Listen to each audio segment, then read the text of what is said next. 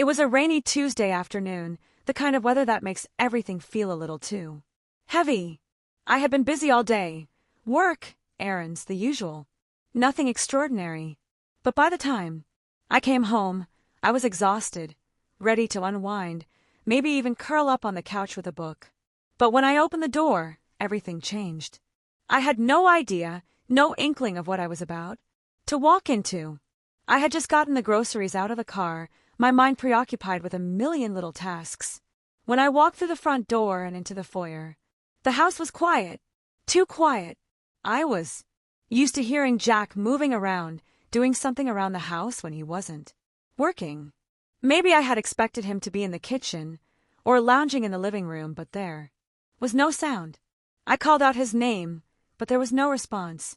Jack! I repeated, stepping further into the house. The silence was unsettling. I didn't think much of it at first, but something in the back of my mind was nagging at me, a sense of unease I couldn't shake. I walked toward our bedroom, where I thought I heard faint voices coming from. Inside, I froze in the hallway as I heard the unmistakable sound of laughter, a woman's laughter. My heart dropped into my stomach, a cold chill running down my spine. I was used to Jack being affectionate, to him talking to his friends or family on the phone, but this was different.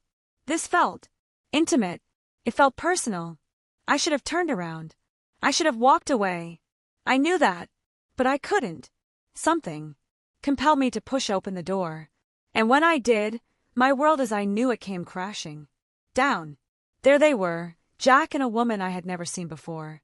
He was sitting on the bed, his arm draped around her shoulders, as they laughed at something between them. I stood there, paralyzed by what I was seeing. I didn't move. I couldn't move. My mind was trying to catch up to what my eyes were telling me. The woman looked up at me, her eyes wide, but not in shock. No, she wasn't surprised to see me. She looked almost relieved. And then she spoke, her voice soft but firm, as if she had been waiting for this moment all along. "Oh, good. You're here," she said, a strange smile on her face. "Jack and I have been talking about you. We've been meaning to tell you." I felt like the air had been sucked out of the room.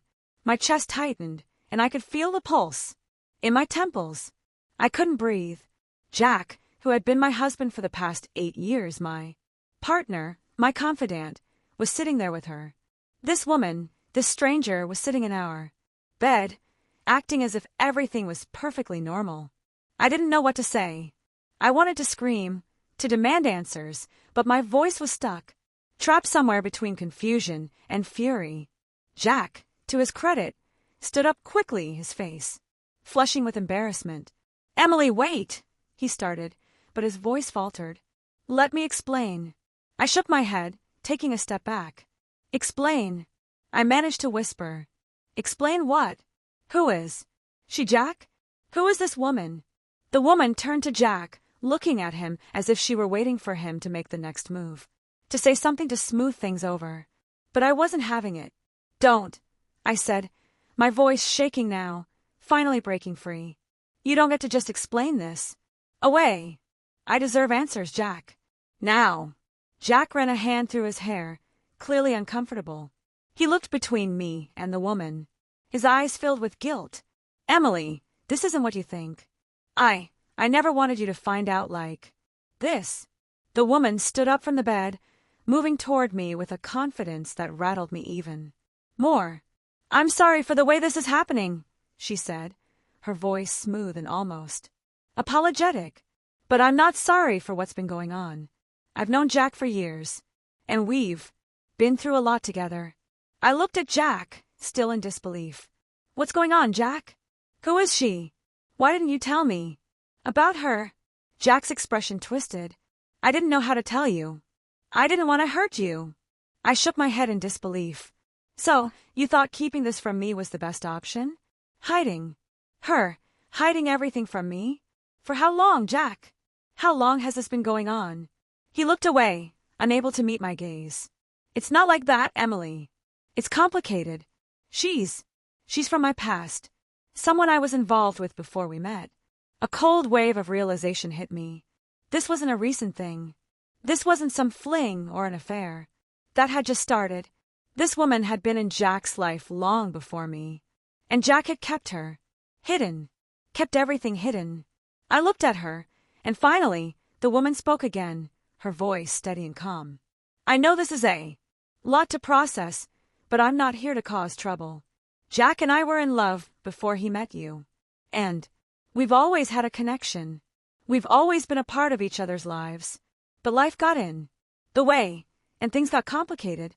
He never wanted to hurt you, but we've been trying to figure things out. Trying to figure things out. My mind was reeling. I could hardly breathe as the words hit me one by one. Jack had been hiding his past from me, from our entire relationship. And this woman, this forever love, had been a part of it all along. You've been seeing her? I demanded, the words burning as they left my mouth. You've been in contact with her this whole time. You've been hiding her from me for years. Jack didn't answer right away. He looked at the floor as though the weight of the truth was too much to bear. I never wanted to hurt you, Emily. But yes, I've kept in touch with her. We've talked. We've seen each other, but only when things were tough between us. Tough, I repeated, my voice rising. You've been seeing her when things were tough? Jack, you don't even know what tough is. You've been keeping secrets from me, from the woman who's been by your side for the last 8 years. And you thought this was okay. The woman, Jenna, I guess I should call her, stepped forward. I didn't want this to be public. I didn't want to hurt you. But Jack and I have been talking about it, and we both agreed it was time you knew the truth. The truth. There it was. The truth I had been denied for so long. And now, standing in front of me, was this woman, his forever love, telling me that everything I thought I knew about my marriage had been a lie, a carefully curated, hidden version of reality that I had no idea was being constructed behind my back. Why now? I asked, my voice quiet but sharp. Why is this happening now? Why didn't you tell me earlier, Jack? Why didn't you tell me before? Jack shifted uncomfortably. I didn't know how. I thought I could just move on and forget about her. But I couldn't. And now, everything's complicated. She's been a part of my life, and I've been trying to figure out what to do. I'm sorry, Emily. I could feel my whole body shaking, my breath quickening. This wasn't just a betrayal, it was a full-blown revelation. I had been living in a marriage built on secrets, on things Jack never told me, things he kept hidden for reasons I couldn't begin to understand. Jenna turned to me then, her voice softer now, almost sympathetic. Look, I know this is a lot, but Jack and I, we have history. We have feelings for each other, and that's not something that just disappears. We're not trying to hurt you. We're trying to figure out how we all move forward. Move forward. I felt like I had been slapped in the face. This wasn't some conversation about moving forward. This was a conversation about Jack's betrayal, about the years I had spent living in a false reality, thinking I had a partner who was committed to me, a partner who had been hiding pieces of his life from me. Move forward, I repeated, the words tasting bitter on my tongue. You're both delusional if you think that's what's going to happen. I don't know what kind of life you think you're living, Jack, but you've ruined everything. Tears filled my eyes, but I wiped them away quickly. I wasn't going to break down in front of them. Not now. I had to keep my composure. I had to be strong. I want you both to leave now. I need time. I need space to figure out what I'm supposed to do with all of this. Jenna nodded, understanding the weight of my words. Jack, however, just stood there looking like he wanted to say something more. But he didn't. He just turned and left the room, following her as they both disappeared out the door. I was left alone in the room, my mind whirling. The house that had once felt like home now felt like a prison, a place filled with lies, betrayal, and memories that I didn't know if I could ever trust again. I don't know what comes next. I don't know how I'm supposed to move forward after this. But I do know one thing. My life, my marriage, has changed forever. And I'm the only one who can decide what happens next. The door closed with a soft thud behind them, and the silence that followed felt deafening. I stood there, still as a statue, trying to process everything that had just happened. My head was spinning. My thoughts were a chaotic mess of disbelief, anger, and confusion. The woman I had just met, Jenna, as Jack had called her, wasn't just some acquaintance or a fling. No, she was a piece of his past, a secret that had been lingering in the shadows of our marriage for years. I had always known there were parts of Jack's life I didn't fully understand, but I never imagined something like this. How had I been so blind? I felt a wave of nausea roll over me, but I couldn't bring myself to cry. Not yet. Instead, I took slow, measured steps into the living room and sank down onto the couch, my mind racing. Everything I thought I knew about Jack, everything I had built my life around, felt like it was crumbling. The weight of the secret he had been hiding for so long pressed down on me, and I couldn't escape the feeling that I had been living in a lie. I kept replaying the conversation in my head, trying to make sense of it all. Forever love. What did that even mean? Jack and I had been married for almost 10 years. We'd built a life together, a future. And now, I was supposed to believe that some woman from his past was still a part of him. That she had been in his life all along, hidden away, lurking in the background, while I had no idea. The more I thought about it, the angrier I became. How could he think it was okay to keep something like that from me? I had trusted him. I had given him everything. And this was how he repaid me, by keeping a secret that big, something that affected both of us, something that threatened everything we had built together.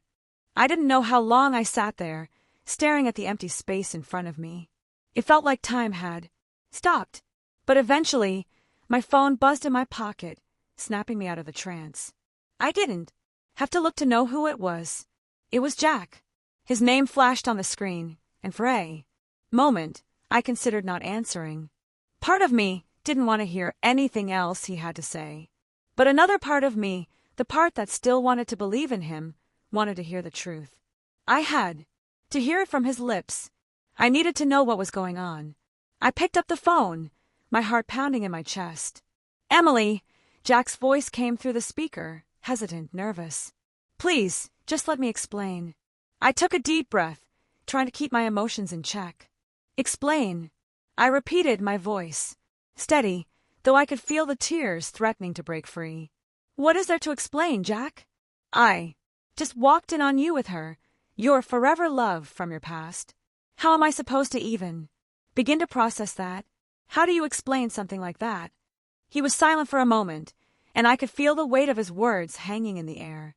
I'm sorry. I'm so sorry. I never wanted you to find out like this. I never wanted to hurt you. I closed my eyes, trying to block out the hurt, the anger, the confusion. But you did, Jack. You did hurt me. You've been lying to me for years. This wasn't just some one-time mistake. This was a choice you made over and over again. How long, Jack? How long have you been seeing her? How long has this been going on? He sighed deeply. It's complicated, Emily. I never meant for things to get this far. Jenna and we were in love before I met you. She's part of my past, a part one never wanted to revisit.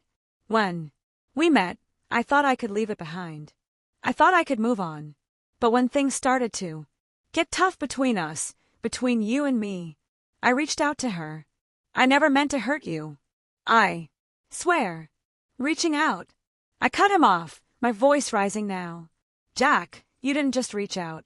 You've been sending her money. You've been in contact with her for months, possibly longer. And you've been hiding it from me, hiding her from me. How can I trust anything you say now? I know, he said softly. I know. I've made so many mistakes. But I swear, Emily, I never meant for it to get like this. I thought I could handle it on my own, but it got out of control. I didn't want to hurt you. I didn't know how to fix it. I could hear the desperation in his voice, but it only made the situation worse. How could he not have known?